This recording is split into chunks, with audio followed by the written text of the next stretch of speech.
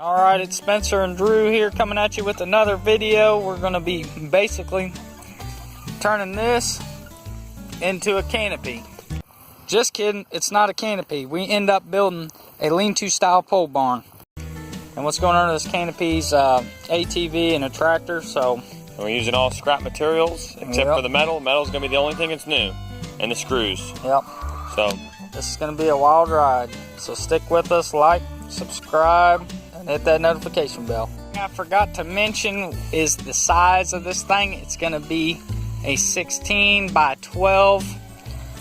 Just kidding again, it's not a 16 by 12. We end up building the 16 by 16. So, and that's going to give us 3 foot of play on either side of these things. So we'll see how it goes. The first step in the process is to obviously mow all this stuff down, because you can't tell, it's almost up to my waist. So, the first step is, we're going to mow it. We'll be back.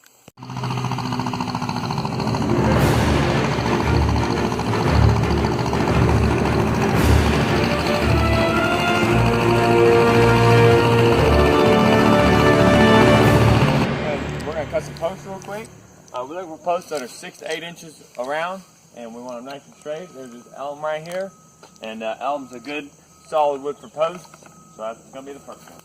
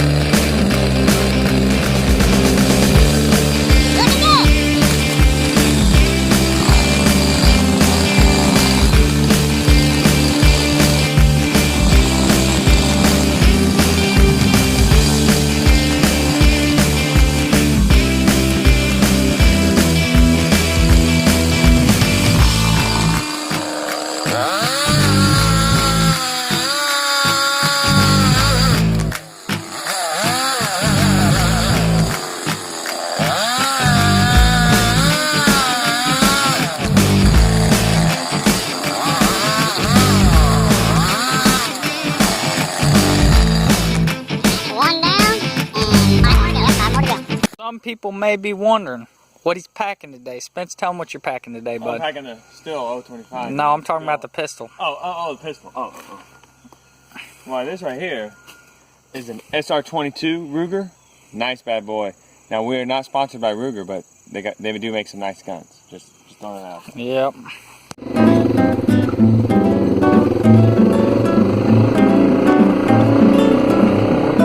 Got 3 posts cut. We got 3 more to go, and we're going to get back with you when we get the rest of them gathered up and we start digging out our post holes. We got all our posts. We've got most of it's hedge. Hedge makes good posts, and then we got a couple elm trees, so that's going to work out well for us. On to you, Spence. Alright, first thing we did was we're going to mark out 2 points of our corners, 2 corners of it. Now, the chicken house right here behind us, as we can show you. And so we want to make sure that this new shape we're building is the same angle that the chicken house is. So we want the chicken house like this, and then the shaft we're going to build, well, not shaft, it can't be on a little bit of an angle. So what I did was measure off the corner of that chicken house 24 feet over to what the edge of this shape, and that's just where I thought it looked good for the spacing. And I did the same on the back side, that way I know it's the same square this way. Now if you're doing this just in the open field somewhere, it don't matter, you don't need to measure off anything. You just take 2 points and make sure they're 12 feet apart, like this one is. They're 12 feet apart, you just pick a point that looks good to you. Now the next step is we're going to measure across our 16 feet. So we're going to take 10 measures, hold it on there. We're going to go down 16 feet. Alright, then we're going to put a stake there. Then we're going to do this thing called the Pythagorean Theorem, which states which how you find the hypotenuse of a triangle, because there's a triangle going here, a right triangle. And that's a squared plus b squared, so the length of that, you square it times the length of this, you square that, and you add them together, and then you find the square root of that number, and that's going to be that number. So in a second, I'm going to tell you the answer to that math problem. so we have our 12-foot length and our 16-foot width. Okay, so to find the Pythagorean Theorem, we square that, which is 12 times 12, which is 144. We square this, which is 16 times 16, which is, let me see my notes, 256. Now you add those two together, and you get 390. Then the Pythagorean states, which is a rule of math, that hypotenuse, that diagonal line, is the answer to those two square root of it. So we added those squares together. That was 390. The square root of 390 is 19.748. So that is 2 thousandths of an inch away from 19.748. 0.75, which is 3/4. So 3/4 of a foot is 9 inches. So we know that our diagonal line right there is 19 feet and 9 inches. I hope that helped you. The length, our width, 12 by 16. Now we'll measure that diagonal that we just did all the math to, which is 19 feet and 9 inches. Alright. Tell them what we do now. Now, it's 19 feet and 9 inches. Now we can't move it this way to get more, because then that would be, this measurement would be 16 feet and some change. So we can only go this way to 19 feet and 9 inches, and I was pretty close. I was only like 3 inches off. 19 feet and 9 inches is right here. So now we know that this corner is square. And then for the last stake, you can measure off this end and measure off that corner.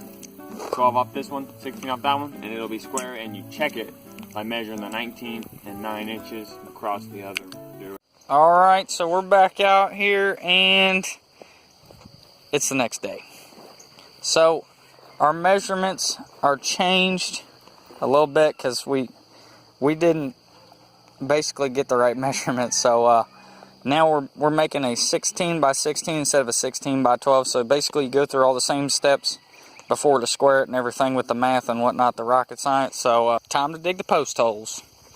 Alright guys, we got our post holes dug, and we are going to be setting these posts as soon as Spencer gets back. So catch you then. Alright, Spencer's back. He's feeling better. So we're getting ready to set some posts. Alright, post in the ground. One done. Not even. Now what we're going to do here is we are going to set the corners, and basically we're just going to kick the dirt in there and pack it in with the bottom of a shovel. We're going to set the 4 corners, then we're going to run string line from this corner to that corner over there so that we can get this hole, or the post, lined up even with it. So we'll catch you after that. Alright, we're going to screw the bottom board on for the nailer for the T111 on the sides, and what we're going to do is we want to space it up at least 4 inches off the ground, because when it's sitting on the ground, that's when all the bugs and it gets to it and it rots really fast, all the moisture from the dirt. So you always want to make sure you space the bottom one at least about 4 inches up. And explain how we're doing this middle post. So we only got 2 posts set on this one wall. Explain to them how we're doing that middle post. Why we got this 2x6. Okay, and we're setting this 2x6 here. We're going to screw it in, and that way we know where our middle post is to keep this nice and straight in line. We're using this instead of string line. And like as we can see, we are off on our hole. So what we're going to do is we're going to get a shovel behind here, and we're going to dig out that 4 inches we need. Then we can get a nice straight wall on the shed. Yep.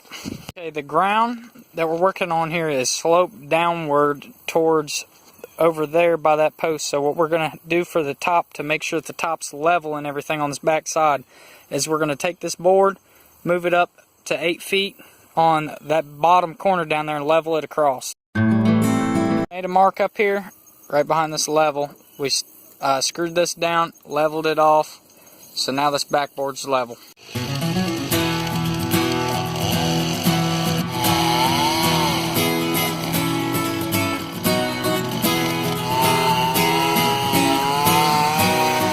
Okay, so we're building a lean-to here. It's not an A-frame. So, and we want that side a foot higher than this side, and we have plenty of fall. So what we're going to do is we're going to take a board going from here over that side. We're going to level it. Then we're going to set a mark over there. Then we're going to measure 1 foot up, and we'll make another mark, and that'll be the top of our board. That way we know we're a foot up, but a foot up even. Because if we just went, say 3 foot up from this one, and then 3 foot up from that one, it could still be leaning like this because of the contour of the lane. So that's what we're going to do, guys. We're going to level across, mark up a foot. We got all the framing done except for the roof. I mean, the walls and everything are framed out besides this post that's going in. We're going to frame out the roof, and we'll get back with you. We have such a long span, we need something to brace it underneath the 2x6s. So we're going to take a 2x8, we're going to go right underneath the edge of this 2x6 all the way to the other edge of that 2x6, and then we'll run our roof rafters right on top of that. And we're back. And it's another day. So my phone died, so I couldn't finish taking video of what we were doing. But we've gotten quite a bit done. We've got the roof framed out and everything, and I'll show you. So, we've got our purlins on, and we're laying tin. We got 10 on the back. we're doing 8-foot pieces on this back side, and then we're going to do 12 on the front so we can have a foot overhang here over the top of that, and we're going to seal that up real nice. And then we're going to have a 1.5 foot overhang on the front. So as you can see there by that 12-foot piece. Okay, and it's going to look pretty good. We're going to have T111 right here on these sides. That's why we got these nailers here and everything. And that's the gist of it. So how we did this, so we didn't have to stick a middle post, is we doubled up on 2 2x8s. And that's what we're getting ready to do on this front, so this post isn't here. We made a girder because, see, not only was it 16 feet long, so we needed, one, we didn't have long enough 2x6 to go across the run of it, so it made a perfect something for him to break on. And it made it so that we didn't need that middle post because it's a girder, it goes all the way to the outside post. And we're getting ready to do that on the front side.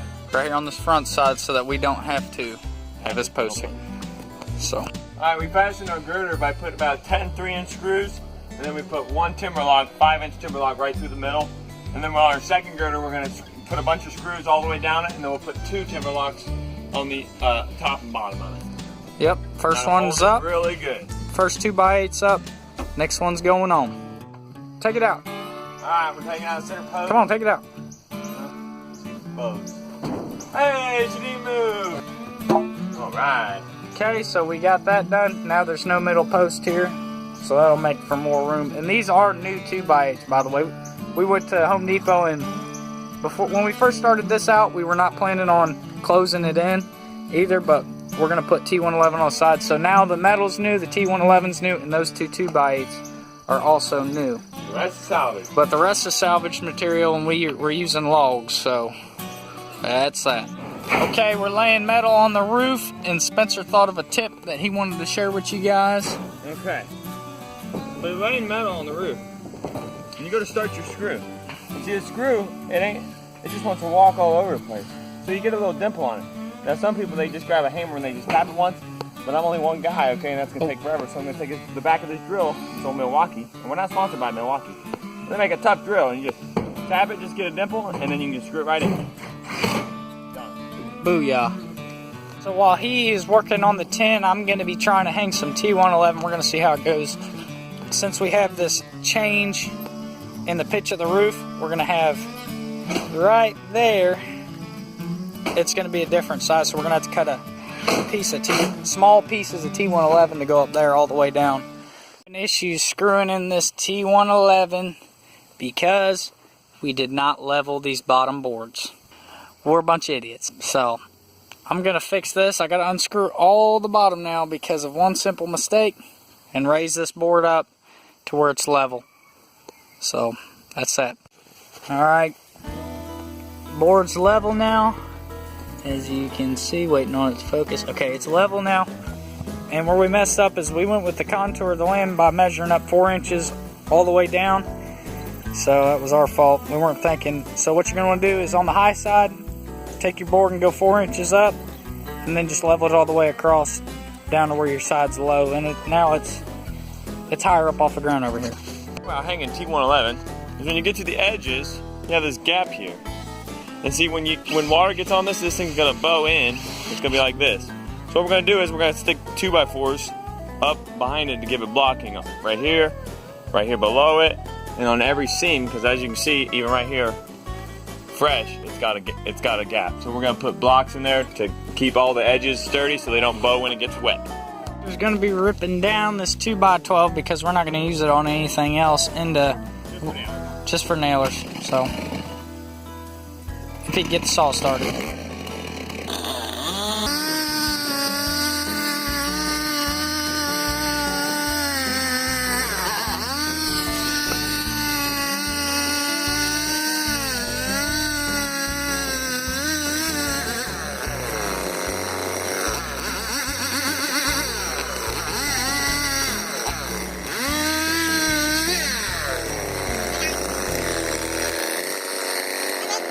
Got his nailer cut, and we're getting ready to stick it in. What we're going to do is we're just going to screw it down.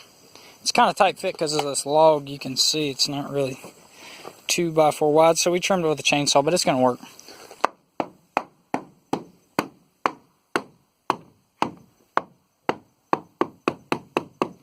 Yep. Yep, that's the bad thing about building with logs is it is impossible to get it perfectly square and everything, but you can get it darn close. But yep, there it is. We're going to screw it in. We're going to do it up here. And then we're going to do it back here, behind there and also, everything. when we screw it in, we're going to use 3-inch screws instead of the typical 2-inch. That way we go through the T111, through the 2x4, and into the log set. Yep, and we're going to get back with you after we're done. So we're going to cut this plywood with this chainsaw. First, I'm going to show you without it running. Basically, I run down at a really shallow angle. That way I can just barely mark the front. Because if you just go straight down like this, you really splinter up the top. So we just mark it with this, going down at a shallow angle, and then we'll go through and we'll cut it. And you're going to see that.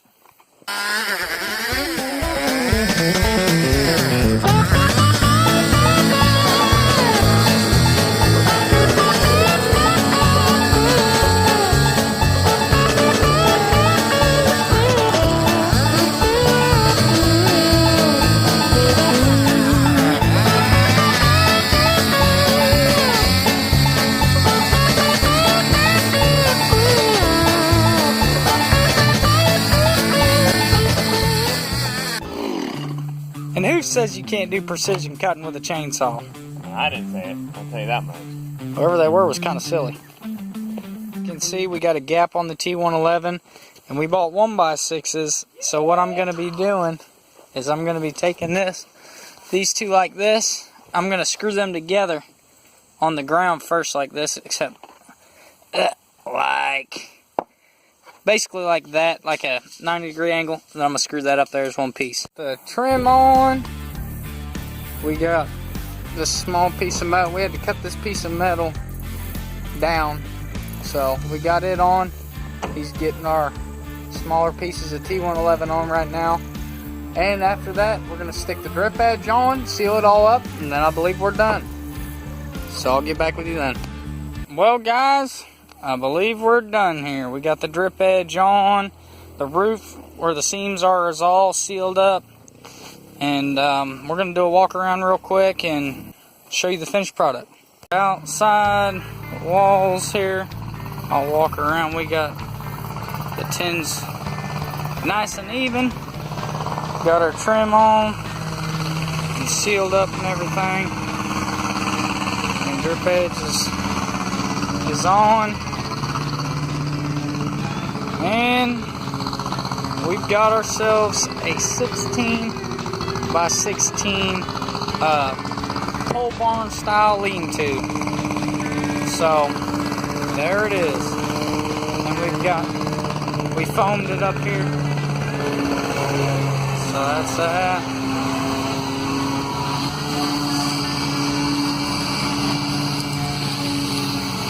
Give a shout out to my uncle for letting us come out here and do this, my dad for teaching me everything I know, and for the Lord Jesus Christ for saving my soul from hell.